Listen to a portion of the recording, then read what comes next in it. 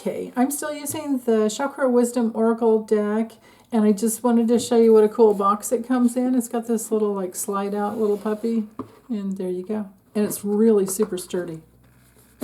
And then I imagine you could just kind of put it on the bookshelf. So, okay, and I have the little book here in case I want to read out of it. So this one, as you'll see in the title, is for Saturday, July 6th, 2024. I hope your 4th of July wasn't too noisy and you guys have been getting good sleep.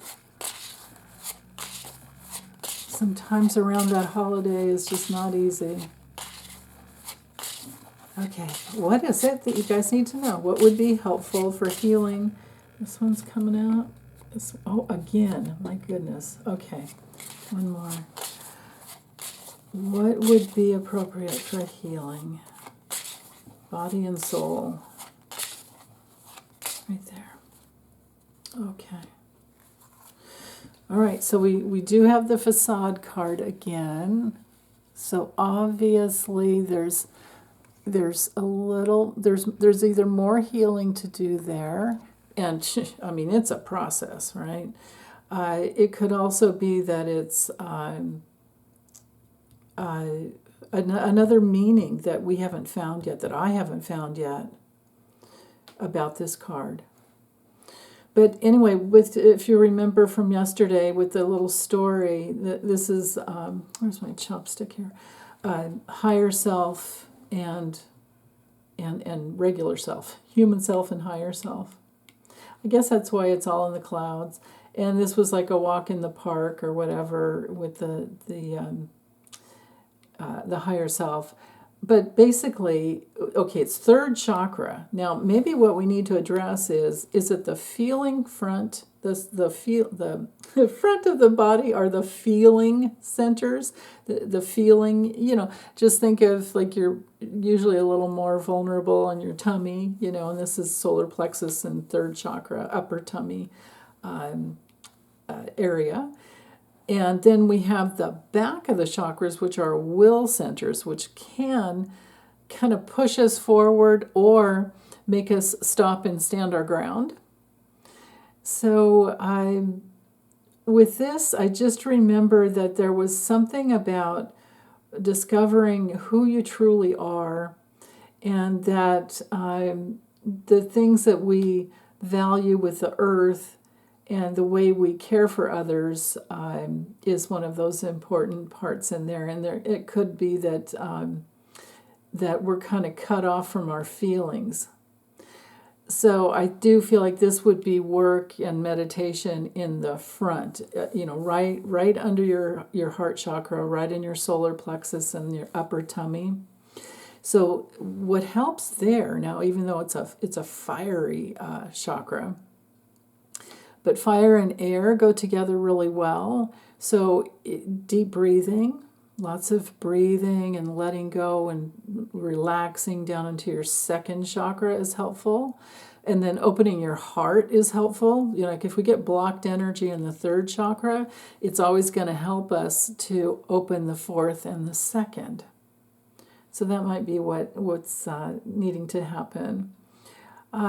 Because this card is all about cutting off the feelings, if I remember correctly, what was in the little book. I was studying it a little bit last night. Because it's different than the Anandea Judith book. I mean, that book is so extensive. If I were to read you from, anything out of that book, we'd be here for a half an hour. Because it really goes through all the developmental phases of a little one. And then up as an adult as well, working through it in all the different ways. So I really do recommend that book, the Eastern Body, Western Mind. And someone else was saying in the comments, Rosalind Breuer's Wheels of Light, and there was someone else who did, Anandea Judith also did Wheels of Life. And if I remember correctly, Barbara Brennan studied from Rosalind Breuer. So there's a wealth of information out there if you want to learn how to work within your body to heal your soul, because it's all connected, of course. Now, with the growth card, I love this. it looks like we're doing really well with the work. But a big part of the growth process is to grieve for anything that we've lost, anything that we feel like we didn't get to in this lifetime. The grief card has to do with, opening up your heart, which also brings out all of the love that you've had for, in this, there's a puppy here, a little doggy, or any fur baby, and that you've lost because, our pets, they just, unless you have a tortoise, they don't live as long as we do. A tortoise or those special parrots, or most parrots, not parrots, but the birds, the big birds, they can outlive us. But for the most part, we have dogs and cats, right? Or rabbits, or, kids have hamsters and guinea pigs, and it's painful when they die.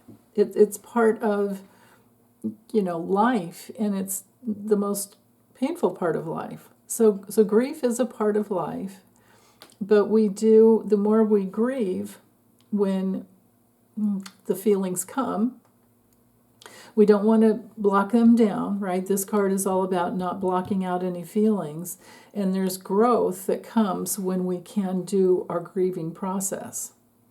Now, my personal experience was that you guys could all relate. We have to grieve for the childhood that we didn't have. Sometimes some of us didn't really have children, or the childhood, the child experience.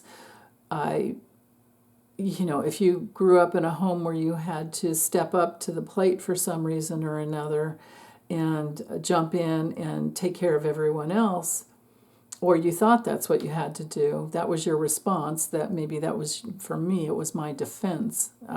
If I kept busy and took care of everyone, then I didn't have to feel my pain, right? So for me, I had a portion of my life where I got to be a little kid again, and thankfully I had a lot of friends who allowed me to be that. And being the oldest child, it was like I got to be the younger child for a while. And I had lots of healing school to help me, go through whatever I needed to go through. So the grieving process is just fundamental to our growth. And growth is something that happens over and over and over and over again, but we have to commit ourselves to the process of growth. And relationships work really, really well. The heart with the two green heart chakra cards. When you've got two people or a group of people in relationship with each other and their commitment is to grow, then it changes the dynamics of the relationship or the relationships.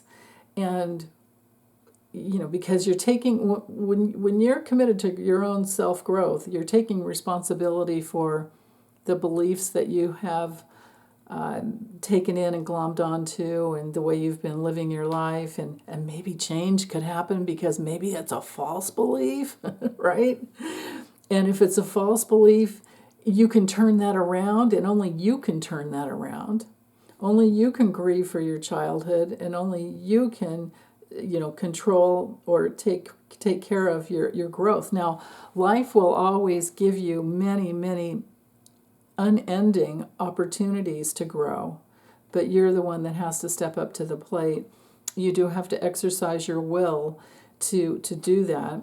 And you can't make yourself feel anything. You just have to be open and willing to feel. For me, I like to just try to be open and willing to feel all my feelings. And that includes every unpleasant emotion of anger or resentment and anxiety. But when you get used to feeling all your feelings, then what happens is you also get used to asking yourself, oh, but what do I really want? Like, what's underneath all of this emotional reaction that I'm going through? And that's where the growth process is really powerful. So, yeah, Anyway, let's go ahead. Let me read from, well, I'll read again from the facade card just for fun. Is it really, though? I don't know. You guys tell me. So again, this is Darnell with his higher self. Okay. Darnell was young when his father died, and he became the man of the family. Out for a walk, one day, many years later, he was mesmerized by the sight of children playing. As a child, he never played, and he hid behind a tree, crying bitterly, then quickly buried his emotions.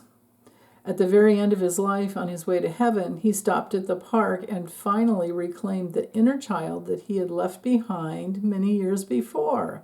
Okay, now that's it. Don't leave behind our inner childs. They will help us grow. And grief is part of the process, as well as depression, right? So I won't read you the keywords and all that again, but that's what it is right there. It's about not leaving our wounded inner childs behind. It I guess you could call it. I went through a 2-year shamanic healing school once, and we did what they called a lot of like soul retrieval work, and I'm like, this is just childhood work.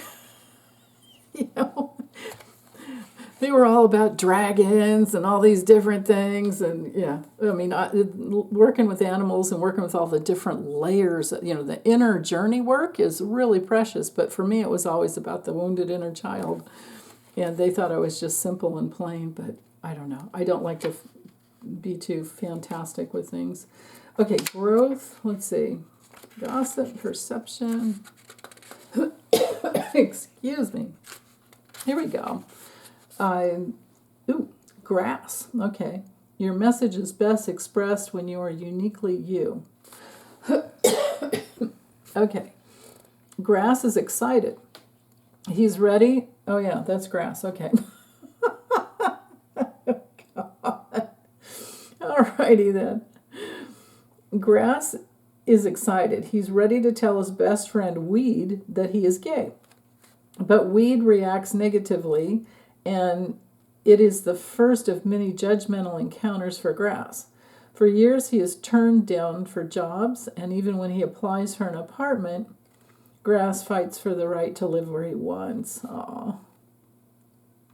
Okay, and he wins, but soon after he moves into his new apartment, someone breaks in and attacks him. In the hospital, his loved ones gather, sharing stories of who Grass was to them. Oh my goodness. He dies, leaving behind his legacy of love and courage. Wow. Oh yeah, that's why we have the hospital door here. Oh my goodness. There's a lot there. And no wonder the grief card came through right after, huh? So, inspiration. Grass says, break away. It may be time for a change of scenery. Visit a foreign country, embark on a new enterprise, or learn a skill. Most importantly, grow. And then our personal inquiry would be, what have I outgrown? Am I willing to become independent? The key ideas are taking a stand, living your truth, lack of safety, clashing values, and teaching by example. And the key words are warrior, peace, and courage. Wow. Okay, so that brings in a little different meaning, doesn't it? If there's a wounded inner child who's actually a warrior, and you're having to grow into that and then grow through the grief, I imagine. Let's read what the grief says. Okay. It's Penelope and Pickle. Oh, Pickle's a doggy. Okay. Grief is love without a place to go. Oh, my goodness. Right. Penelope meets Pickle, the puppy, when she's at college. They go through everything together. When the day comes much later for Mother Earth to call Pickle home, he dies in Penelope's arms. Her friends are hard on her, suggesting that she should just get over her pet's death. Oh my goodness. Penelope knows she loved Pickle deeply and is simply in grief. Loving Pickle was worth every moment of sadness. When she's ready, she will love again. The inspiration is Penelope and Pickle remind us that what we reveal, we can heal. Oh, I like that. Give yourself time, you will love again. If you honor your pain, it will change your life. Yes, that's true. Personal inquiry is lingering grief preventing me from progress? Well, I don't know. I feel like it's a process. What can I see in my heart? And key ideas are feeling grief, healing process, missing someone or something, being afraid of sadness, and love is on the horizon. And the keywords are love, commitment, and vulnerability. Okay. Well, these cards certainly go together. And as always, I so appreciate your comments. See what you get from the cards, because whatever you get for you is the right message, okay? I'm just here to kind of open up the can of worms sometimes. Okay, take good care, you guys. Bye.